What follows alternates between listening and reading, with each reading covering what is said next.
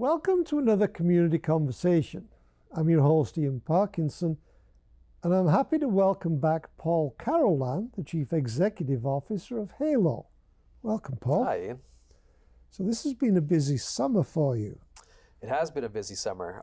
Our years generally are busy from March 1st to November 1st with events that are being hosted on our behalf. We try to get to everything that we can and say thank you as well as we can to everybody. So it does tend to be the busiest time of the year for us. We're heading towards sort of that wrap-up part for us, and then we'll be back into planning and organizing for 2025. So it never really stops, but the events slow down a little bit. Now, this has been a busy year both for Halo as a rescue operation and Halo as generating the funds to be a rescue operator. Yeah, and the two things are very different, but great point. I mean, it has been very, very busy on the operational side. We met earlier and we talked with Chief Jason Linton about the firefighting program. That saw, several missions that we flew with Cypress County Fire to help them with that wildfire approach. We had some very high-profile search and rescue missions this year, which we have always supported, but it's one of those things when it's well known in the public eye and Halo's involved, it gets a little bit of extra coverage. And then our bread and butter, which is EMS, and we saw a significant uptick in calls for service in both July and August.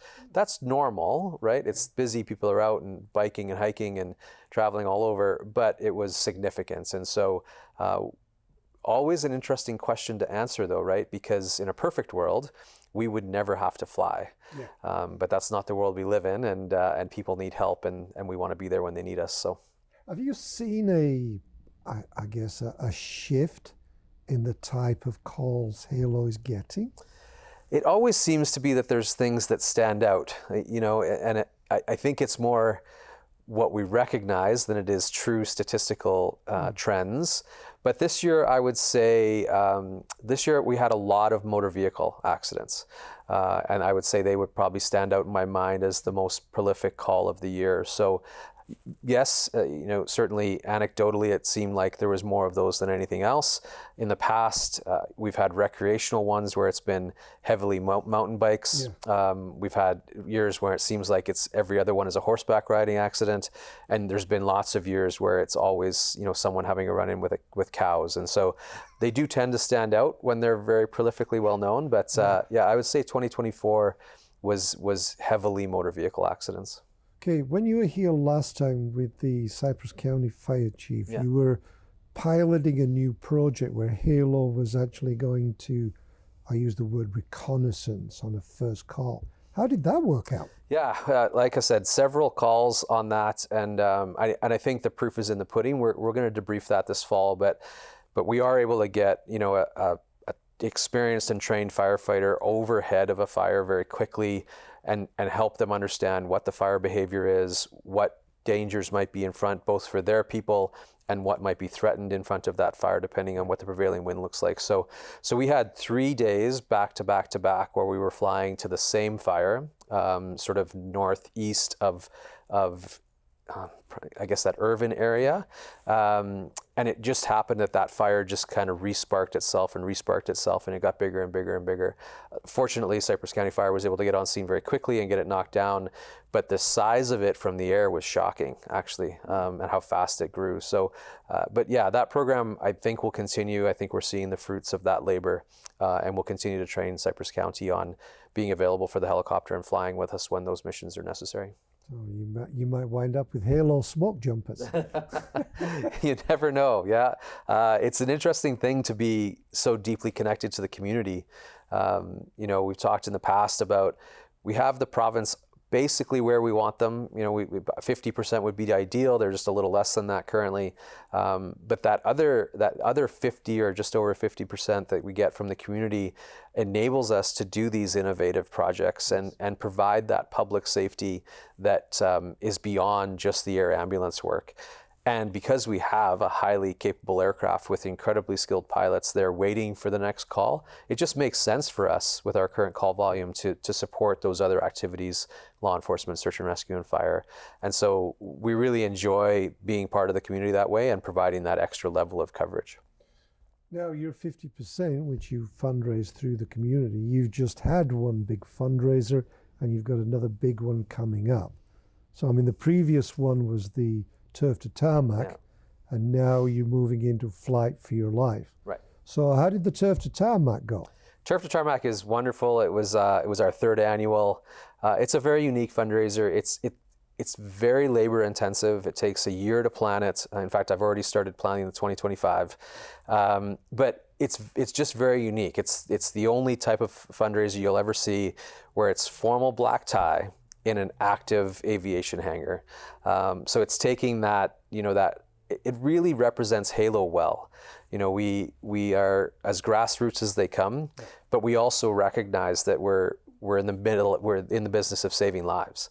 And so we have to have a very high level of professionalism and innovation and be on the cutting edge of everything. And so it combines that rural Alberta, farm to table menu planning with a formal black tie event, 6-course meal, everything is plated at your table, paired with drinks and beverages from local distilleries and breweries with partnerships. And I think this year there was over 38 different partners and sponsors that made it possible. And so coordinating all that's a lot of work, but it is so much fun. I love that event. Great reviews. We had a great turnout, and we'll definitely be bringing that back next year. Well, it's a good job the mechanics keep the hangar clean. Yeah, that's right. Yeah. So your Flight for Your Life dinner and auction is on November the 2nd? That's right. Yeah. So Saturday for the first time. We've always done that on a Friday. We moved it to a Saturday. It starts early. There's quite a large live and silent auction component to the In Flight for Your Life dinner and auction. And so getting people in the door early and giving them a chance to look at the silent auction items, get a sense of what they might want to bid on in the live auction does take a lot of time. So doors open at 4.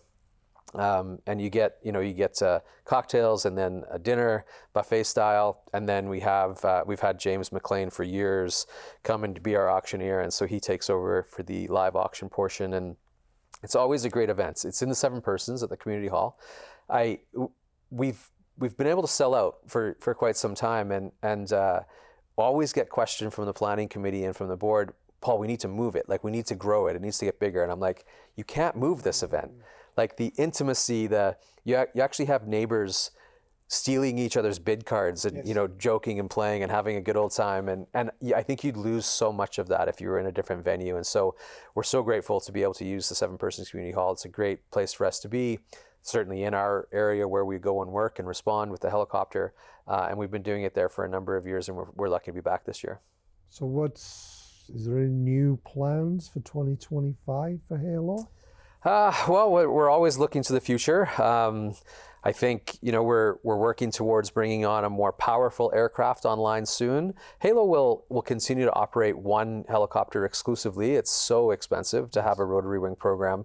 But what we're hopeful for is that our aviation partner Rangeland will keep that second one available for training and maintenance and perhaps some public relations. And so that will allow us to be a little bit more fluid in what we plan and attend as far as the helicopter is concerned. And then you're always looking to the future, different events, always making sure that we keep fundraising front of mind. There's amazing organizations out there, and Halo's just one of them. But it's important that we make sure people know that we still need that help. We're always going to need at least 50%. And so that's, we with the government on board, we're starting to climb the mountain at halfway, but we still have to climb the mountain. Yes. So it's really nice to be able to have that support and get the community behind us.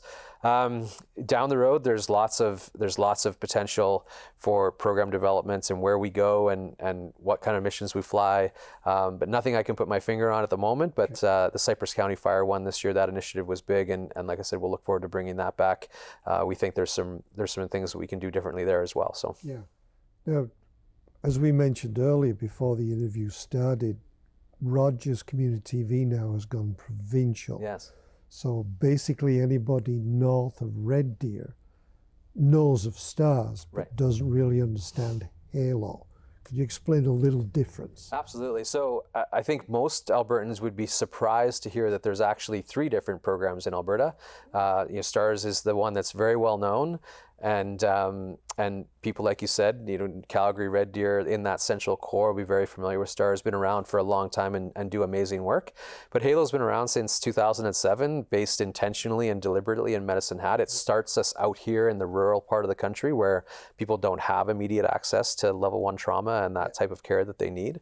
And so we're always sweeping towards those level of doctors and nurses and healthcare professionals and equipment that someone might need when they're in the worst condition they could be in. Hero is in Fort McMurray, similar idea. So, they're up there covering that northeast corner. And so it's very interesting to have 3 different programs, but there's a lot of advantages to that. We drive each other. We're always watching what everybody's doing and making sure that we're all on the cutting edge of this world. Like I said, we're just in the business of saving lives. Like, quite frankly, we should all be shooting to be the very best that we can be. So that's always great. We work very closely with STARS. Subtle differences are STARS is 24 hours a day, 365 days a year, and they have their own staff, fully staffed pilots and clinical crew. So whether that's doctors, nurses, or paramedics, and they're at the STARS bases waiting for that call to come in. Hero works very closely with Wood Buffalo Emergency Services, so they're firefighters and paramedics based up there in Fort McMurray and that surrounding area. And then we work with on-duty Alberta Health Service paramedics. So instead of those paramedics going by ground, they come with us by helicopter. And so that's a really great use of the existing system. Yes. There's some limitations to it, and we may be forced in the future, to your previous question about having to go to our own paramedics, as the program continues to develop. But that's what we based it on. And in 2007, it was actually an MOU, a memorandum of understanding between then the Palliser Health Authority, Halo, and our aviation partner Rangeland, and so everybody was on board. We used to be dispatched by Medicine at 911 back in the day. So it's come a long way, and I would say there was some things that were better back in those days, and there are some things that are better today. Always finding the right combination of those is the challenge, and making sure that we're there when people need us. So there's just subtle differences, but we all work together and cross over. We've been on missions on the same scene as STARS in multi-victim issues. We've been on missions where we've rendezvoused with STARS and transported the patient we're carrying to them, and then they continue on to Calgary and get that person to where they need. So it's very much a hand-in-glove approach, and I think there's always room for improvement on that, both in the collaboration, cooperation, and in particular on the dispatch side. But that's one of the advantages to having Halo here in Medicine Hat, is we get to advocate provincially. I'm personally on 3 or 4 different provincial committees, and I get to advocate for Halo. But a lot of things that are great for Halo are great for our community. Yeah. And so we get to talk about the way the dispatch system works. We get to talk about how funding works for healthcare. We get to talk about where search and rescue fits in the province. And we get to have a voice that represents that to the government, to ministers and departments up in Edmonton. And so I think that's another thing that we don't always talk about, is that fringe benefit of having, highly experienced people down here who know what they're talking about and care deeply about the community. It's a great correlation to get that word across. Yeah, the other thing that crossed my mind as you were talking was you have highly experienced quality employees, but I gather there's a shortage of pilots. There is a shortage of pilots, Ian, sort of everywhere, certainly in the commercial world, both from a fixed wing perspective and rotary. Rotary is very, very specialized, and there are lots of people who can fly. Lots of people who can get their license and become a pilot, but aviators are at a different level, and those are the people who are able to make the right decision with the limited information they have in the moment and do so safely. And so those are the types of people we have and we look for.